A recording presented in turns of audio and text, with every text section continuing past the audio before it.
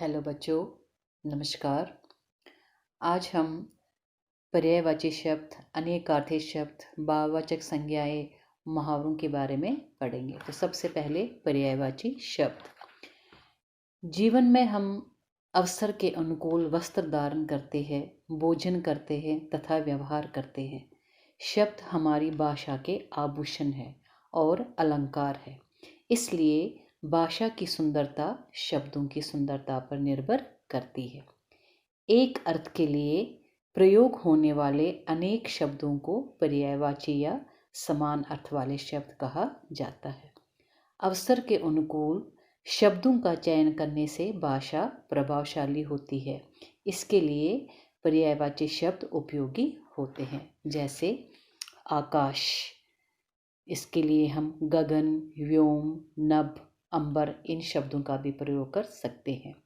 अग्नि, आग, अनल, पावक, ज्वाला। ईश्वर, ईश, प्रभु, जगदीश, परमात्मा। कमल, जलज, सरोज, पंकज, राजीव। इसके बाद हम अनेकार्थी शब्द के बारे में पढ़ेंगे।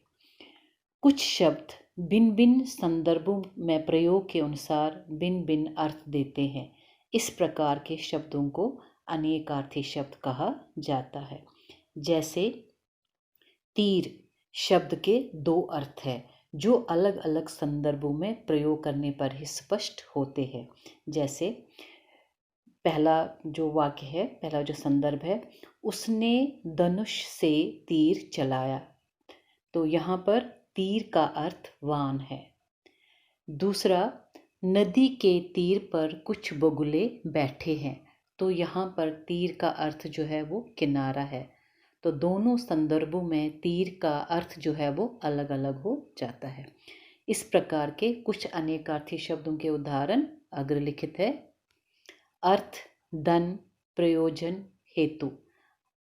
कनक, दतूरा, सोना, गेहूं। कुल, वंश, सारा, सभी। उत्तर, उत्तर दिशा, जवाब, पीछे। तो इसके बाद भाववाचक संज्ञाएं।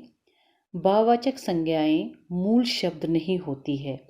ये संज्ञा, सर्वनाम, विशेषण तथा क्रियाओं में ई, तव, ता, पन, पा, आवट, आहट, तय आदि लगाकर बनाई जाती है। मतलब ये प्रत्यय लगाकर ये बनाई जाती है।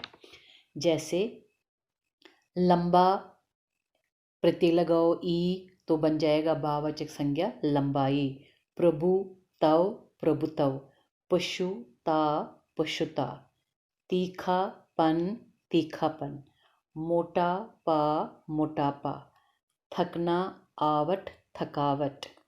घबरा, आहट, घबराहट। पंडित, तय, पांडित्य। अब भाववाचक संज्ञाएं बनाना कैसे बनाते हैं। जैसे संज्ञा से हमने भाववाचक संज्ञा बनानी है। चोर, चोरी। नारी, नारीत्व। वकील, वकालत। सेवक, सेवा। अब सर्वनाम से भाववाचक संज्ञा बनाना। निज, निजता। सर्व, सर्वस्व। पराया, परायापन। अपना, अपनापन। अब विशेषण से भाववाचक संज्ञा बनाना।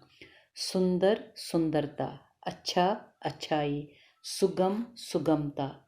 मीठा, मिठास। क्रिया से भाववाचक संज्ञा बनाना। पढ़ना, पढ़ाई। चलना, चाल। थकना, थकावट। सजना, सजावट। अवयवों से भाववाचक संज्ञाएं बनाना। जैसे दूर, दूरी। मना, मनाही। निकट, निकटता। वाह, वाहवाही। मुहावरे। भाषा मन के विचारों को प्रकट करने का साधन है। भाषा को सुंदर और प्रभावशाली बनाने के लिए मुहावरों का प्रयोग किया जाता है। वाक्य में प्रयोग करते समय उसका क्रिया रूप, लिंग, वचन, कारक के अनुसार बदल जाता है। यहाँ कुछ मुहावरों का प्रयोग तथा अर्थ देखिए। अंग अंग ढीला होना, अर्थ है थक जाना। दिन भर काम करने से मेरा अंग अंग ढीला हो गया। आंख लगना, अर्थ है सो जाना। चारपाई पर पड़ते ही मेरी आंख लग गई।